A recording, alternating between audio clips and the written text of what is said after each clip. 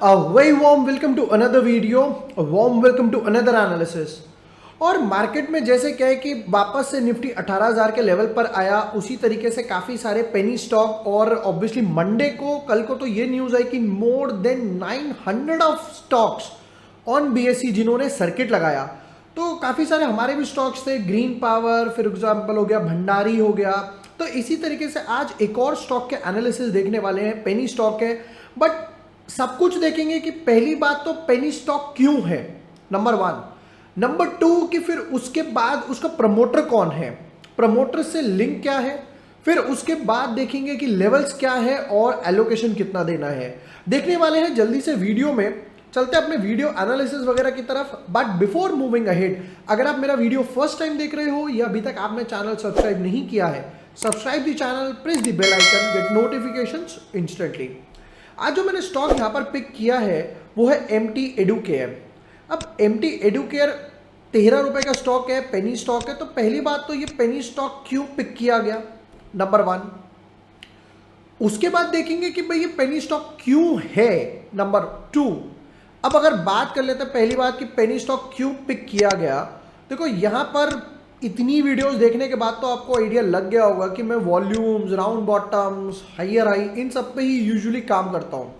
तो अगर इसको ही आज ब्रीफ किया जाए तो सबसे पहले यहाँ पर क्या हुआ, थोड़ी सी वॉल्यूम पिक हुई, उसके बाद स्टॉक ने यहाँ रेजिस्टेंस ब्रेक नहीं किया, थोड़ी और ज़्यादा वॉल्यूम एडिशन हुआ, फिर वापस से दोबारा स्टॉक इसी रेजिस्टेंस पे एग्जैक्टली 14 रुपीज़ राउंड ऑफ करते हैं वहाँ पर अटक गया।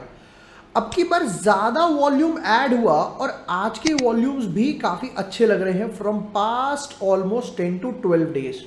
और उससे अच्छी बात क्या है वो देखना, जब लास्ट टाइम आया 14 पे तो यहाँ रेड कैंडल, वापस से आया डोजी बन गया, अब की बार back to back green candle बन रही है और ये जो एक इनक्लोज रेंज था यहाँ से स्टॉक बाहर निकल रहा है। ऑब्वियसली बात है कि यहाँ से मूव करता है, ये एक रेजिस्टेंस का लेवल हो गया 14, इससे मूव करता है तो हायर हाई पे जाएगा और ऊपर जाएगा। बट अब उससे पहले ये क्वेश्चन आया कि ये पेनी स्टॉक क्यों है, वो इंपॉर्टेंट है। अब अगर मैं वो देखूं पेनी स्टॉक क्यों है, तो उसका जो रीजन मुझे देखने को मिला वो था ये कि पहली बात तो प्रमोटर की होल्डिंग्स थी 75, जिसमें से 60% यहां पर प्रमोटर ने प्लेज कर रखा था, रिड्यूस होके 63 हो गया, 63, ये जो प्लेज का पार्ट दिख रहा है 53, ये सबसे बड़ा मेन रीजन है पेनी स्टॉक बनने का, नंबर 1। नंबर 2, अब इसका प्रमोटर है कौन, जो मैं वीडियो में स्टार्टिंग में बात कर रहा था। तो यहां पर प्रमोटर में नाम सामने आया जीलन, तो हमने जीलन का चार्ट भी लगा रखा है, यहाँ पर जीलन का चार्ट भी देखेंगे कि किस तरीके से सेम मूवमेंट हो रही है जीलन में। जीलन यहाँ पर इन्वर्टेड हेड एंड शोल्डर बना चुका है, 20 का लेवल ब्रेक नहीं कर पा रहा, और जब जीलन में मूवमेंट आएगा तब ये अलग पार्ट है वीडियो का। मतलब सेम जो यहाँ पर हैपन हो रहा है, जो कि एक प्रीवियस न्यूज़ भी आई कि Byju's is trying to take a जीलन, फिर उन्होंने डिनाई करा, तो यहाँ पर काफ़ी अच्छे वॉल्यूम्स अट्रैक्ट हो गए because of news base. But ये डायरेक्टली देखा जाए तो सेम सिंक में चल रहा है यहाँ पर एडुकेयर के। अब इसके अलावा मैंने यहाँ पर बैलेंस शीट भी खोली थी, तो बैलेंस शीट में मुझे जो देखने को मिला कि ये रीज़न क्या था, डाउनफॉल जो आया ये अगर M2 एडुकेयर का देखा जाए, ये जो एक डाउनफॉल है ये क्यों है, वो इसलिए है क्योंकि यहाँ रिजर्व्स को यूटिलाइज नहीं कर पाए। 149 से 96 और 96 से 66 बैक टू बैक कॉन्स्टेंटली 2 साल तक रिजर्व जो थे वो डाउनफॉल में रहे। ये सबसे बड़ा मेन रीजन था यहाँ पर कंपनी का एक टंबल होने का, स्टॉक के एक टंबल होने का। चलो अब बात कर लेते हैं अगर एनालिसिस की, और ऑब्वियसली बात है सबसे पहले बात करते हैं एलोकेशन की, क्योंकि पेनी स्टॉक की बात करें तो आई गेस मैंने जो स्टार्टिंग करी थी वो वीआईपी इंडस्ट्री से, वीआईपी क्लोथिंग से करी थी।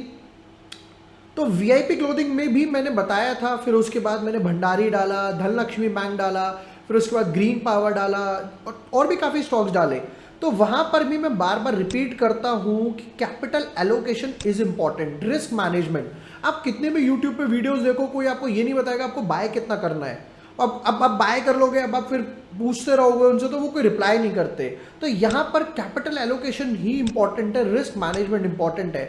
कैपिटल एलोकेशन वापस आया और मैक्सिमम टू 2% ऑफ कितना कैपिटल, 1 से 2% बाय करना है कैपिटल का, इससे ज़्यादा नहीं उठाना है, कोई फायदा नहीं है पेनी स्टॉक्स में ढेर सारा पैसा ब्लॉक करने का।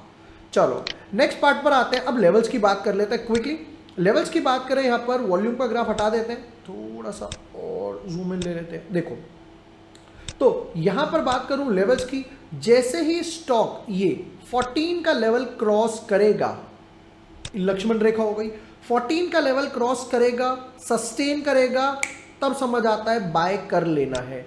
ठीक, अब यहां पर पहला टारगेट क्या निकल कर आया, वो इस छोटे से राउंड बॉटम से निकल कर आया, फर्स्ट वन समथिंग अराउंड 25 एक गैन नंबर भी है, तो पहला टारगेट यहां निकल कर आया 25 और दूसरा टारगेट इस गैन नंबर से निकल कर आया जो कि है दूसरा नेक्स्ट गैन नंबर 36। यहां पर ये दो टारगेट रहेंगे, बट अगेन एंट्री क्लियर करो, सेम चीज एंट्री पहले क्लियर करते हैं कि एंट्री 14 के क्लोजिंग के ऊपर ही लेनी है।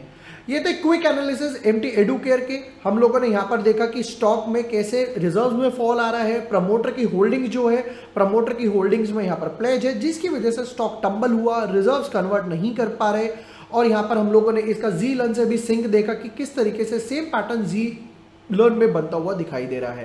क्विक एनालिसिस थे M2 एडुकेयर के। यहाँ पर वीडियोस पसंद आए हो तो share with your friends, like and subscribe. Thank you for watching the video, lots of love.